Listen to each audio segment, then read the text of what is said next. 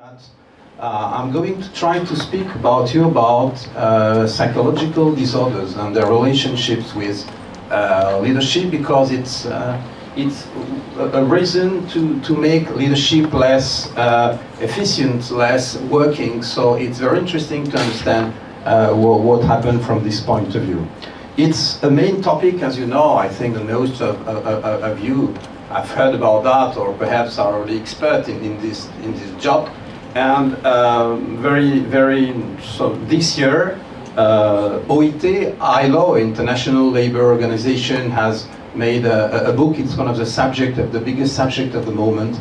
So if you go on their website, you have this paper in all languages: Spanish, English, French, and so on, to think with statistics and so on. So, as Jean-Philippe told, I have I should say, a special position on this topic. First of all, I'm a psychiatrist. It means in my patients, I have people who suffer of psychological disorders linked with their job. They say it's because of my job, of disorders arriving in the management of my company. As well, I'm a unionist. I'm in the CFSGC, which is the French managerial union. So I have a vision of those questions on collective point of view and collective solutions. So I'm in between. It's not always an easy position, but it's interesting to think on those two levels of the question. So and I work in a private hospital. And as well, in my patients, I have a lot of migrants, but it will be the next topic of the day. What are we speaking about? It comes, in reality, there is two kinds of problems. First of all, it's people. They work, and they have disorders as anxiety, depression, aggressivity, some pains in their body. Sometimes it can go further, but the first level is things around anxiety. They have stress, a lot of stress. And they say, immediately, it's in relationship with my job. It's something new. Before, I never had that, and now it's here, it's on the floor. So, that's the first position. The second position is the position of the companies. They understand that something is going wrong, and the productivity is not so good, the goals are more and more difficult to reach, and so on. It means, from the point of view of companies, they feel there is problems. It's like a sign which has to be analyzed to understand what happens from the point of view of the company.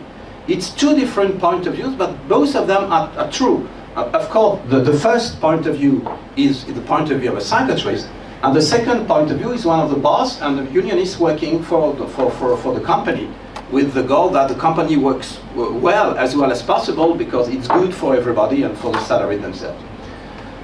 So, from the point of view of the company, how can they feel, which kind of signs, why?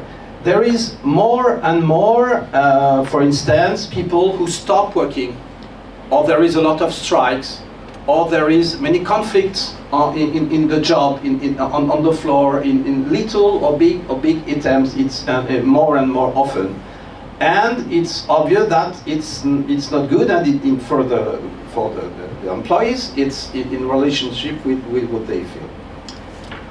I don't know how it's here. Sorry. So. Okay, what we speak about it, around 30% of workers, not only managers, but workers, say they had already in their professional life problems of psychosocial risk. It's so-called like that. It means psychological disorders in relationships with their job. Of course, it's a lot. And we shall see later that being a manager is a reason more to have this kind of disorders, because the manager is in a kind of sandwich between the boss and the workers. So it's more the risk is often higher. It's one of the position where the risk is the higher.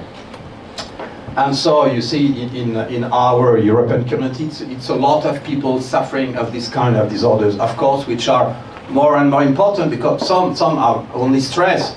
And for some people, we shall speak about that later, it can go to the suicide, you know, something like that, even if it's not so often that it arrives. It can be something very important.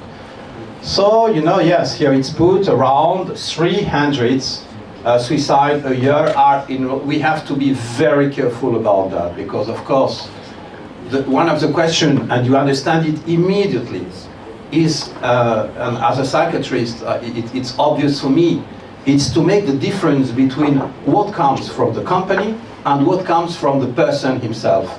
And in reality, what happens, it's, I should say, a bad meeting between a bad organization of work and a personality which is suffering, you know. Because, of course, if you put two persons in the same organization, the same structure, they react completely differently according to their history, their personality, and so on. So it's very difficult to say that the suicide is straight in link with the company, but more or less it arrives. So here, and I didn't want to speak immediately about that, but we're going to do it because it's here on the floor. You have some statistics. It's already an old statistic, but it's interesting. It moves, but not so much in Europe. So for us, it's very interesting. For CEC, it's very interesting. So you can see that. No, sorry. That here you have. How can I say that? It's violence, physically or mentally. So it's not so often, but it arrives at it's in percentage, of course. And it's in the people, in the 30% of people who say they suffered of this kind of disorders, and they have, those 30% of people, they have this probability to have that. And of course, it's very different, one country from another. It's because of, I think the main reason is that the way of thinking is different. What is possible in one country is not possible in another country. And if we look at, for instance, here about, here, for instance, physical violence from colleague, you know, in some countries it's more often because what the so-called physically violence depends on the mentality of the country. In the south of Europe, we touch, we look, we are more near. If you drive, your car is very near, for instance, in Italy, your car is very near the one of the other. In the north of Europe, it's completely different. The body's very protected. We are far one from the other, and so what is possible in one country is not good in another one. So that's why. But you see, more or less, and here you have a kind of average in European Union. It's around, for instance, some percent. What is quite more frequent is it's downstairs. It's all around the stress. It's very, very frequent. Around 40%. When you collect both of them, different expressions, it's around that. So it means that the main signs is around the stress. People sleep bad, they feel themselves bad, they arrive to work, they don't want to come, they are not in good situation, it's difficult, they are, you know, they can't stay in position, they walk, they go out, they don't work, and of course, it's a problem for the person itself, but it's as well a problem for the company, because people don't go to work, or sometimes it's worse, they are working, but they work, I should say, so badly that they make a lot of errors, or they influence badly all around them. It's worse than not coming to job very often. So it's called présentéisme in French and English. So it means it's a problem. So those symptoms of stress are very, very frequent in all the countries. If you look at here, stress, it's everywhere, around more than 20%. Sorry, until nearly 40%, which is really, really a lot. And here you have irritability. It means Irritability is a kind of symptom or a sign where you are not happy, you badly answer to your colleagues or to your clients, which is really a problem and very, very frequent. So it's a huge problem for companies and for the person itself. And in the same time, if we make that in relationship with leadership, it's very difficult when you are a manager, when you have this kind of disorders, to work normally, to work well, to be able to answer the question. You are not in a daily routine. You are trying to deal with the moment, and your answers are very often not good at all. And you become, in a way, a risk for yourself and for the company, which is a huge problem. So,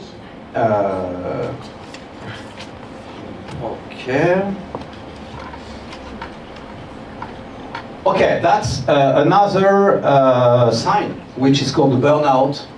Everybody knows about that. It means that people are completely tired, out of themselves, they can do nothing, they are in depression, the risk of suicide is very high. In my patients, in my hospital, I have a lot of people like that. And as a unionist, I have sometimes people who are in burnout completely, they can't work. It's really not possible. So what is interesting, it's of course as in our this number is very interesting for us. It's people who are should say managers, and you see that people who work on the field, agricultures, are very, very, very often in burnout. It's daily. They have a terrible life. They earn very few money. They work hours and hours, and the risk is very high for them. And there is a lot of suicide in those people. Okay, workers as well. Ouvriers, workers, employees, excuse me, are as well very, very often in this situation. So it's not few people. Of course, it has a cost for the companies. It's very difficult to say.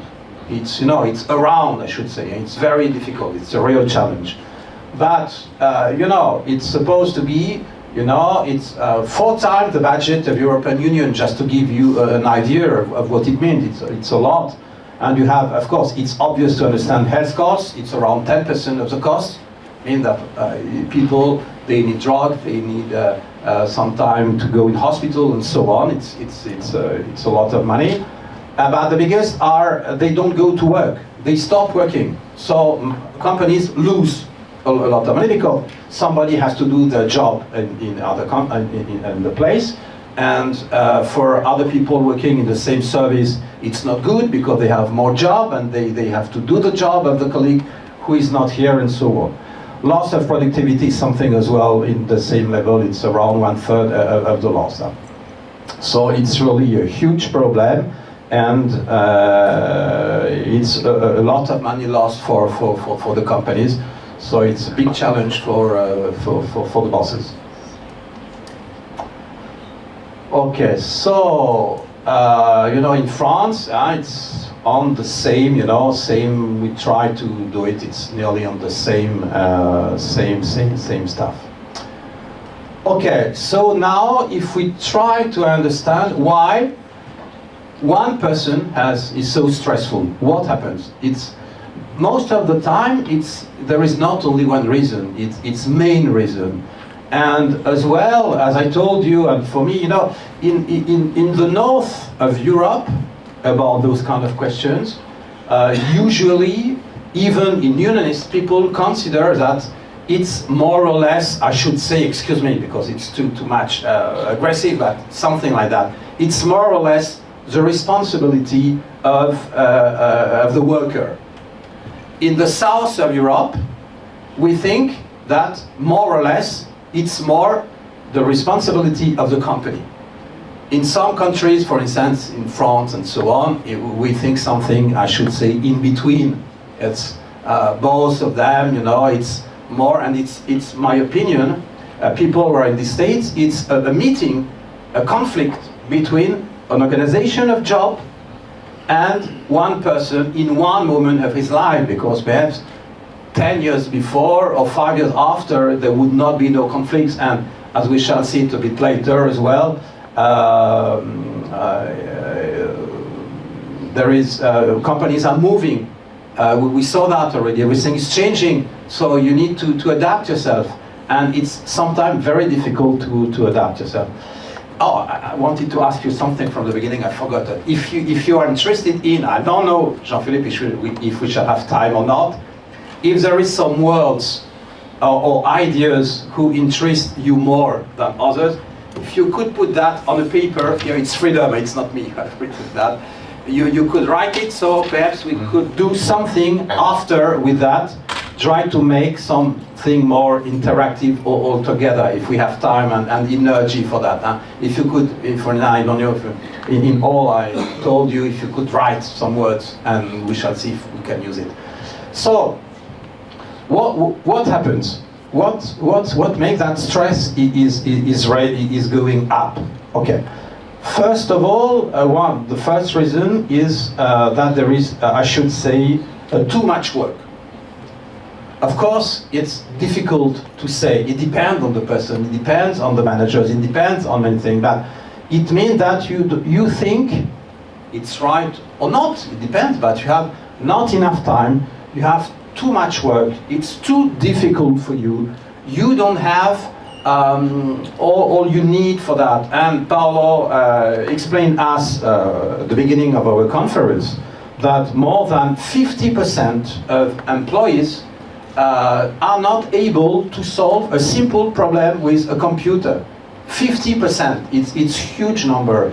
It means that, of course, if it's an example, if you are not able to solve simple things like that, you have the impression you are not good in your job, you are not able, it's not for you. You see that your neighbor is able to do it and you are not able to do that. So it means you feel yourself very bad, you think you are not good, and you become depressed and anxious and so on. And that's the beginning of every day you come and you realize that you didn't do it yesterday and today it's even worse, and nobody helps you because it's so obvious for everybody and so on. So you enter in a kind of cycle where it's impossible to go out because it's worse and worse, and that's typical of the mentality. And when a psychiatrist like me listen to this kind of problems, that's what they say. They are entered in a cycle and there is no way to go out, and it's worse and worse, and every day it's worse than the day before. Second kind of reason, it's a kind of emotional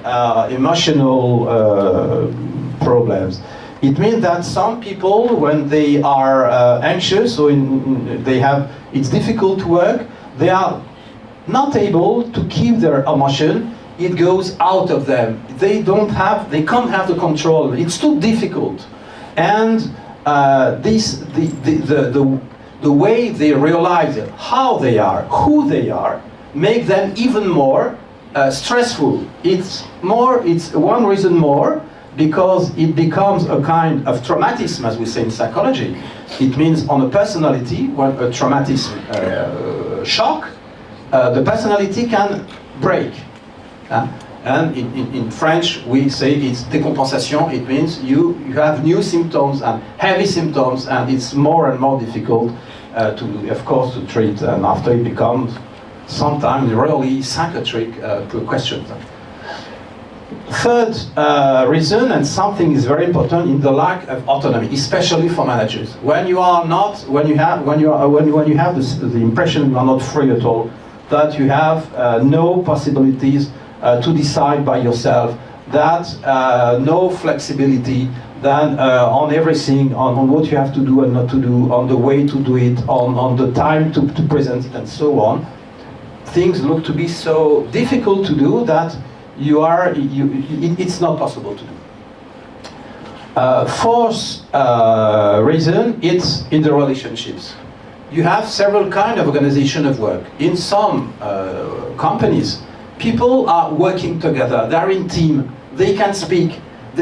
It's time already? No, but no. Almost. Sorry, okay. And so you have people who can help you. You can ask to your colleague in some organizations, some companies, excuse me, I can't do that. Can you help me? Can you help me? You don't say it like that, but it means that. You say, oh, okay, look, I don't know. Okay, and your colleague helps you, and tomorrow you will help him or her. That's a good way of working. And that's very people, you know, in hospital it's obvious you have team which people are together. One is helping the other. When there is too much work, you go to help the other. And in other services, no, it's your job, it's not mine, it's not my problem. This second kind of way of working is the beginning of big troubles, because you have not inside solution, and if you don't have outside solution, it's impossible to solve. So after something as well very important, it's what we call the conflicts of value. Every job, every company has its value, and it's present, you know, in the collective imagination. You have a kind of mythology.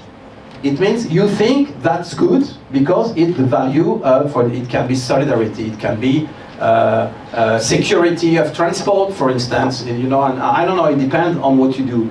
And when you realize, or when you think that your company, your managers, your bosses don't respect the values of the supposed values of the company, it begins a reason of being, you don't know how it works and what is true and what is not true, and you have the impression that what you do is not something in relation, you are not here for that, and you don't understand what you are doing. You have a loss of sense in your job, and when you lose sense of your job, you become anxious because you don't know why you do that job. Is not only to earn money, it's to be in society, to people, to do our best and to try to make a better world. We are all like that. So it's, if you lose that, you lose a lot.